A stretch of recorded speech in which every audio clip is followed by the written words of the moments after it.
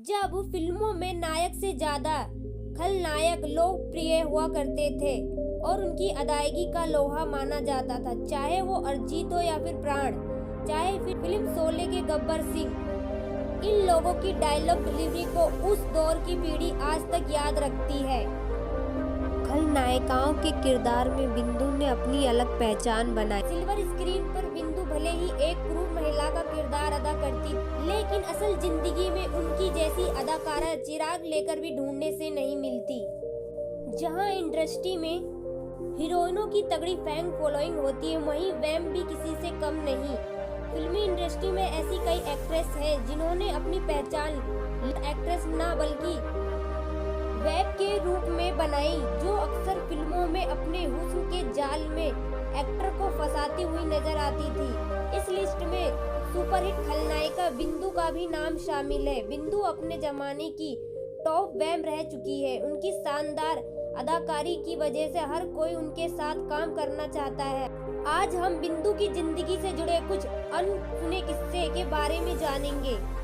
बिंदु ने 160 फिल्मों में नेगेटिव रोल करके दर्शकों की जली कटी सुनने वाली 76 वर्षीय बिंदु ने अपनी जिंदगी में क्या कुछ नहीं देखा। 17 अप्रैल 1941 को गुजराती परिवार में बिंदु का जन्म हुआ। उनके पिता नानक भाई देसाई अपने भाइयों के साथ मिलकर फिल्म बनाते थे। उनके परिवार के पास 2 लाइसेंस थे। मेरी माँ जो तेसना स्टेट आर्टिस्ट थी। घर में फिल्मी माहौल होने के बाद भी मुझे हमेशा इस लाइन से दूर रखा जाता था। बचपन से बिंदु को फिल्में देखने की भी इजाजत नहीं थी। घर में रेडियो पर फिल्मी गीत सुनती और उस पर डांस करती। बाद में उनका परिवार मुंबई शिफ्ट हो गया।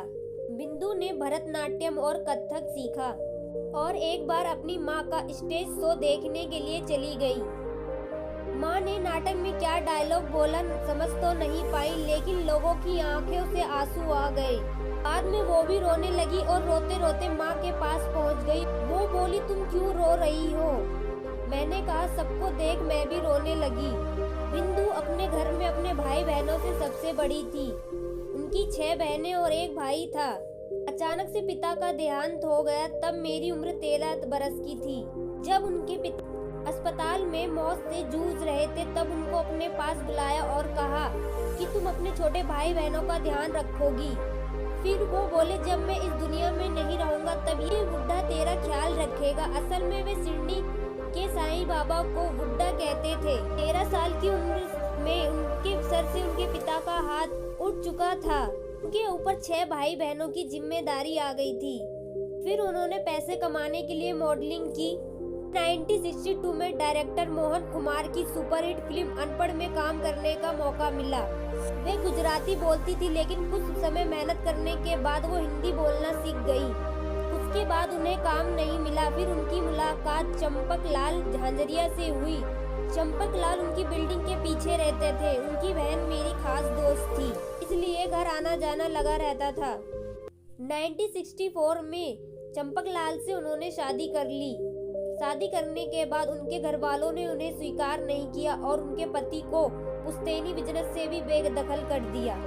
वह कभी ससुराल नहीं गई। चंपकलाल समझदार थे। वे अपना घर छोड़ बिंदु के साथ रहने लगे और उन्हें हौसला दिया। उन्होंने कहा, हम दोनों मिलकर न केवल घर चलाएंगे बल्कि बच्चों की परवरिश भी करेंगे।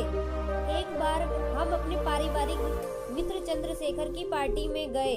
तब उनकी मुलाकात लक्ष्मीकांत प्यारेलाल से हुई। लक्ष्मीकांत प्यारेलाल से उनकी छोटी बहन की शादी हुई थी और उनका एक अपना स्टूडियो था। वहाँ पर राज घोसला जी आए हुए थे। राज घोसला ने उनसे पूछा, फिल्मों में काम करोगी? उन्होंने तुरंत हाँ कर दी। उन्होंने कहा, मैं एक फिल्म बनाने वाला हूँ, 2 रास्ते, उसमें नेगेटिव रोल है। 15 दिन बाद उन्हें बुलाया और कहा, तुम्हारा स्क्रीन टेस्ट लेना है। वह उसमें पास हो गई और फिल्म 2 रास्ते में उनकी एंट्री हो गई और यह फिल्म सुपरहिट साबित हुई। और उन्होंने बताया कि मेरी कामयाबी मेरे पति चंपक का बहुत बड़ा हाथ है। भले मैं ज्यादा नहीं पढ़ पाई, लेकिन मैंने अपने भाई बहनों को खूब पढ़ाया। उसमें से एक डॉक्टर बनी, एक लॉयर। सब बहन भाई सेट हो गए। वह अपने पति का एहसान कभी नहीं भूल सकती। उनके लिए उन्होंने अपना परिवार छोड़ दिया। बिंदु ने बताया कि उनके पिता चाहते थे कि वो डॉक्टर बने। बिंदु की मां एक स्टेज परफॉर्मर थी, जिस वजह से बिंदु का झुकाव अभिनय की तरफ ज्यादा होने लगा। लेकिन उनके पिता कभी नहीं चाहते थे कि उनकी बेटी एक्टिंग की दुनिया में कदम रखे। चाहते थे उनकी बेटी पढ़ लिख कर एक डॉक्टर बने, लेकिन किस्मत को कुछ और ही मंजूर था। वह मॉडलिंग करने लगी। उनके शरीर की बनावट ऐसी थी कि वो 11 साल की उम्र में भी 16 साल की लगती थी। छोटी सी उम्र में उन्हें कई प्रोजेक्ट मिले।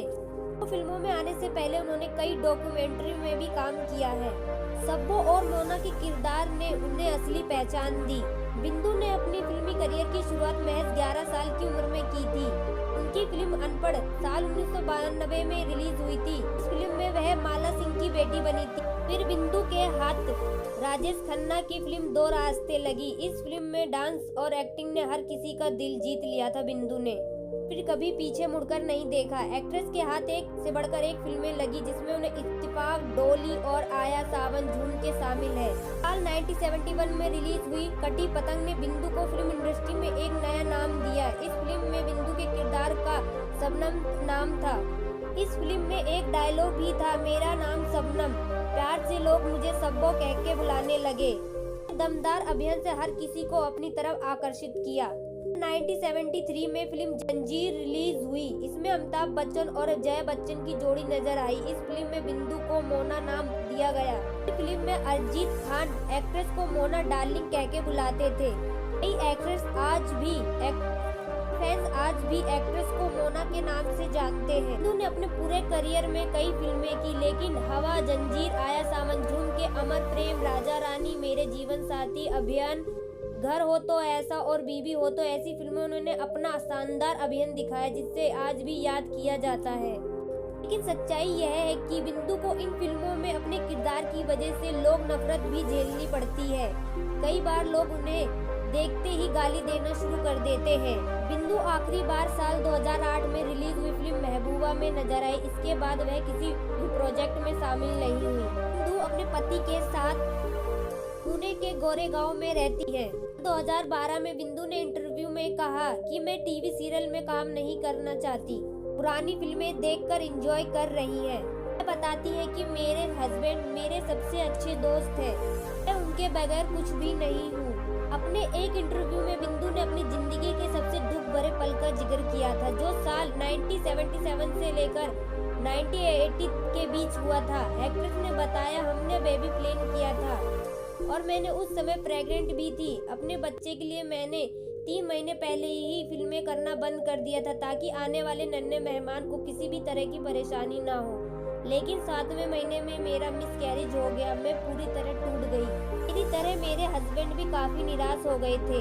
उस मुश्किल घड़ी में उन्होंने मेरा काफी ज्यादा साथ दिया और दोबारा 5 महीने बाद मैं काम पर लौटी। मेरे हस्बैंड कभी कभार अपने खोए हुए बच्चे को याद करके रोते हैं। अगर वह जिंदा होता तो आज 30 साल का हो गया होता। मेरे लिए मेरे हस्बैंड ही सबसे अच्छे दोस्त है। दोस्तों, अगर आपको यह वीडियो अच्छी लगी हो तो चैनल को सब्सक्राइब, वीडियो को लाइक करें और बिंदु का कौन सा किरदार आपको सबसे ज्यादा पसंद आया कमेंट में जरूर लिखें।